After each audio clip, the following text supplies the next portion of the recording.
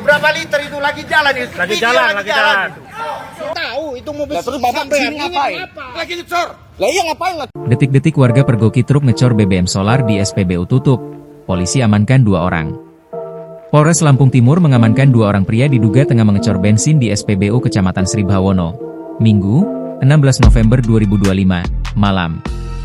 Kapolres Lampung Timur, AKBP Heti Patmawati mengatakan, pihaknya telah mengamankan 2 orang yang diduga melakukan pengecoran BBM di SPBU Sri Bawono.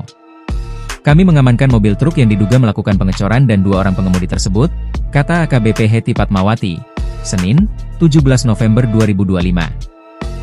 Pihaknya mengaku awalnya mendapatkan informasi dari masyarakat ada keributan di depan SPBU Desa Sri Menanti.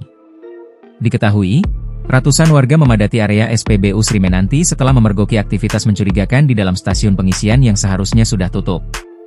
Warga menemukan 1 unit truk kuning hitam berada di dekat dispenser BBM. Bagian depan truk ditutup terpal dan selang pengisian terlihat masuk ke bak truk. Dugaan pun muncul, kendaraan itu sedang menimbun solar menggunakan tangki modifikasi. Nih, terbukti. Ini di stop sama dia. Masuk dari situ. Pom Sri Menanti. Buka.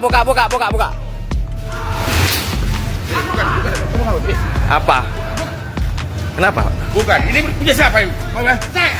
3 orang petugas yakni Aibtu Madegetem, Aibtu Andiargo dan Aibda Budi Mulyanggo mendatangi SPBU tersebut.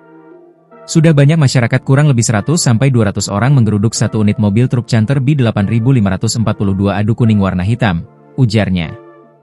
Kita melaksanakan penegakan hukum sesuai prosedur, kata AKBP Heti. Pemilik SPBU dengan perwakilan masyarakat sudah bertemu. Pada kesepakatan adil dalam pendistribusian BBM bersubsidi, ucapnya. Polisi mengamankan 2 orang tersebut ke Makopolsek Bandar Sri Bawono Polres Lampung Timur, guna dilakukan pemeriksaan lebih lanjuti. Polisi melakukan penyelidikan dan di dalam truk terdapat tangki tambahan sedang mengecor solar.